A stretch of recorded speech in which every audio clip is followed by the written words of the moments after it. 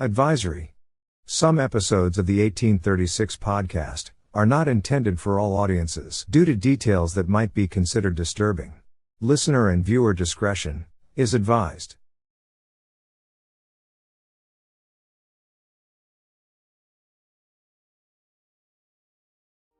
This episode of the 1836 podcast shares the story of the butterfly people of the Joplin tornado.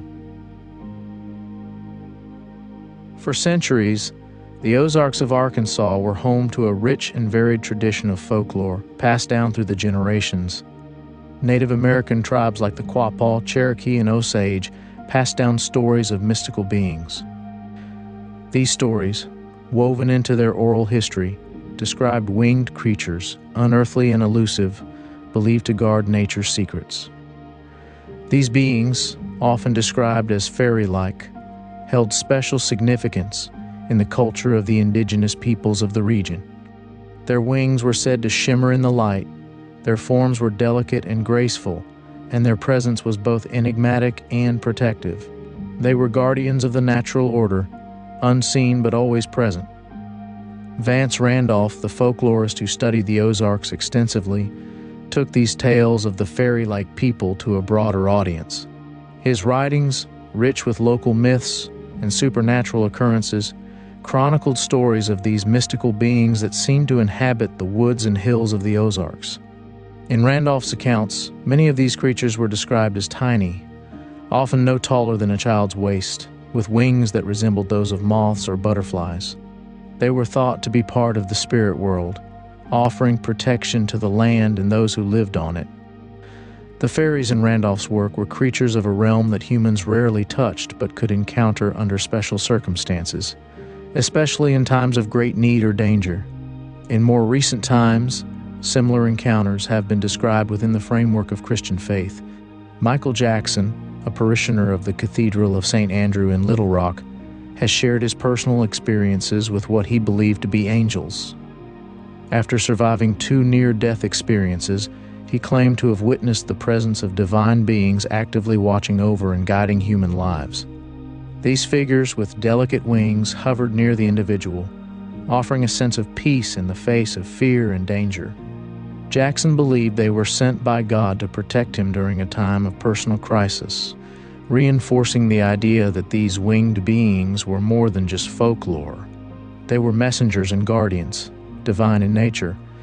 Yet no one could have predicted the event that would bring similar stories back into the collective consciousness. On May 22, 2011, a catastrophic EF5 tornado devastated the town of Joplin, Missouri. The tornado, one of the deadliest in United States history, left a path of destruction more than 1 mile wide, claiming 158 lives and leaving over 1,000 others injured. Winds of over 200 miles per hour flattened entire neighborhoods, uprooted trees, and tossed cars like toys. The devastation was unimaginable, and the survivors were left to cope with the wreckage of their lives. In the wake of the devastation, a remarkable tale emerged from the rubble. As the storm's chaos subsided, residents, particularly children, began sharing vivid accounts of winged figures who brought solace during their darkest hours.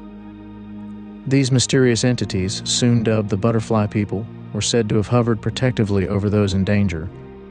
Their presence was a beacon of calm against the storm's fury. The stories spread swiftly, weaving a narrative of supernatural intervention that left an indelible mark on the community. Descriptions of the butterfly people varied, yet certain details rang true across testimonies. Witnesses painted them as slender, humanoid figures. Their large, vibrant wings shimmered like those of butterflies, radiating a luminous glow that pierced the tornado's gloom. Some children saw them as delicate, fairy-like beings, small yet strong enough to lift debris or guide the lost, while others envisioned them as towering, angelic guardians, standing slightly taller than an average adult, perhaps 5 to 7 feet. Some survivors recalled 2 robed figures, alongside butterfly-like entities, blending insectoid and celestial traits. Regardless of size, their acts were extraordinary, shielding the vulnerable from flying wreckage, anchoring them against relentless winds, or gently leading souls to safety. Many saw the butterfly people as angels. Their butterfly wings were a tender vision tailored for young eyes. Children often described them as glowing softly with moth-like wings, exuding peace rather than fear. One child, trapped beneath a collapsed building, claimed these beings lifted them to safety. Another, cowering under a tree, spoke of a radiant figure hovering nearby, easing their terror as the storm raged. Skeptics pointed to trauma or the third man phenomenon as possible explanations.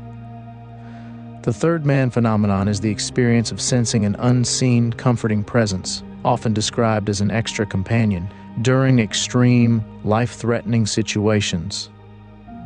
It's thought to be a psychological coping mechanism triggered by stress or exhaustion, though some view it as a spiritual occurrence. Essentially, it's the brain or spirit offering support when someone's at their limit. But the uncanny consistency among unrelated accounts, especially from the youngest survivors, kept the mystery alive. The butterfly people's origins remain elusive, straddling the line between faith and folklore. Were these mysterious figures the same as those in the Ozark folklore and Native American stories of fairy-like guardians rising in times of need? Or were they some kind of divine intervention, angels sent from heaven? No single theory can pin it down, but their impact was undeniable. Murals like the Butterfly Effect and butterfly-themed memorials now stand in Joplin, enshrining these winged figures as symbols of hope. Whether angels, fairies, or something beyond, the butterfly people endure in the town's memory. They are a testament to the human spirit's search for light during the darkest of times.